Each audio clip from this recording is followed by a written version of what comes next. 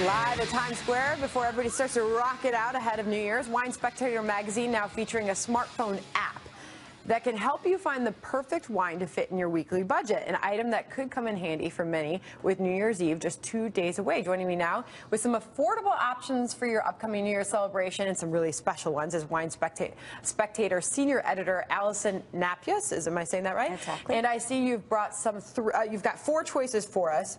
And this is really key because a lot of people, this is the time of year if they don't even buy wine or champagne very often, that they do go in the store and they need help. So let's start out with the value. These are bubblies, champagnes or Prosecco's? Well, we have a Prosecco here and a Chardonnay, actually. The great app we were talking about is our X Values app, which allows you to, by price point and category, find the best value. These are 2 that are featured. So we have a Chardonnay from California, the Bogle, only $10, 88 points. And also this Prosecco from Kaufferland, it's $10 again and 87 points. Both of these are featured on the app, and you shows the label. You can go into your store, find it right away. I mean, that's amazing because Wine Spectator is giving their stamp of approval to a $10 I was going to say, Chardonnay. does it taste better than Andre? That's usually my go-to. According to our ratings, it definitely does. Okay. All right. And so this is the Prosecco. So that's good for if you want to fill up the champagne flute on New Year's. And then this is one of your very nice bubblies. This is the Splurge. This is a Krug 2002. It's about $259 a bottle, but it also received 96 points. Wow. So this is one of my top rating 2002s. It's actually just released this year, even though it is 2002. They've been aging it to the perfect moment for release. There's the label. Remember that if you're looking for a very, very lovely bottle. All right, price point you said? $259. Okay. That's like 78 bottles of Andre, Kat. I was going to say, yeah. Sip that one, I guess. Andre's a different experience. Okay. And before we reveal your big wine, this is the wine of the year? It is the wine of the year. Give us a hint, though. What kind is it? Well, we have white here. We have sparkling here. What's left? Red wine. So it's going to be a red, of course. Wine Spectator would have nothing else. What are some of the trends that you are seeing, by the way, with wines right now?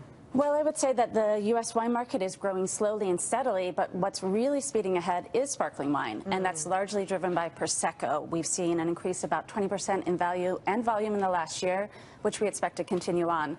So Prosecco, sparkling wines from California, champagne. Give people an idea, because people always say, oh, you know, champagne, Prosecco, they're both bubbly wines, but they're both very different. How do you describe the difference between the 2? Well, the big difference here with Prosecco is it's made with Galera. It's an indigenous grape from Italy. Most of your, all of your champagne, sparkling wines from California, other areas are going to be based on Chardonnay and Pinot Noir.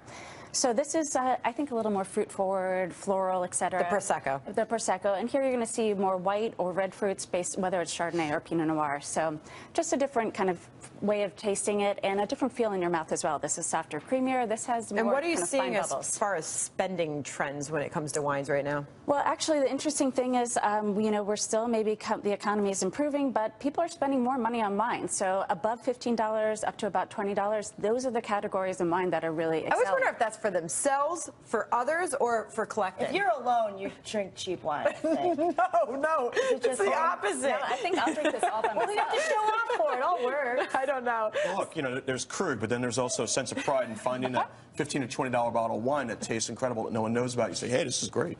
Yeah. And I mean, we have another great app for that, our Wine Ratings Plus, 350,000 wine reviews. So all right, let's do the big reveal, because this is the wine of the year. I'm going to allow you to do this. All right, here we have. Oh gosh, do not drop. Got it. This is the Lewis Cabernet Sauvignon. And this is from a great couple in California making this wine since the 90s and consistently outstanding. People are going to want to see this label, so there we go. This camera's shooting it right here, yeah. Okay, so it's got a big L in the label. Amazing. So Cabernet Sauvignon, Napa Valley. This is the 2013. They also make a number of other cuvées that are also consistently outstanding and excellent in our ratings. And so price point on this is what? $95. Okay, and why this wine? Well, we look for 4 things when we're talking about the top 100 wines. Quality in terms of the score, availability, X factor, what's exciting about it. And basically, this kind of hit on all points. We felt that it was an exciting story. It's well below the average for California Cabernet from Napa Valley, which is about $125. So you've got some value there. And it is relatively available. People can actually go out and find it in the marketplace. This is the one you want to kind of open while you're snuggling in on a Friday evening by the fire. Hey, I go out on Fridays. Sometimes. I can't. Michael Block, you're a big wine drinker. What do you think? some good ideas here. It's always nice to hear about these big California Chardonnays. Again, it's always exciting and fun trying new things. Christmas, I got a bottle of wine from Arizona that I'm looking forward to trying. Yeah, we're not taste testing. It's like not even 8 o'clock in the morning, right, Michael? Sure not. Sorry to disappoint you. But Wine Spectator magazine, an unbelievable magazine. You always have beautiful pictures in there. So fun to have you here and some really good ideas for the holidays. Thank you for sharing them with us. All right, coming up, President-elect Trump already, where am I at here? Hard at work on his promise to bring back jobs to the U.S. More on that in our next hour of Mornings with Maria. I promise we're not breaking these open right now.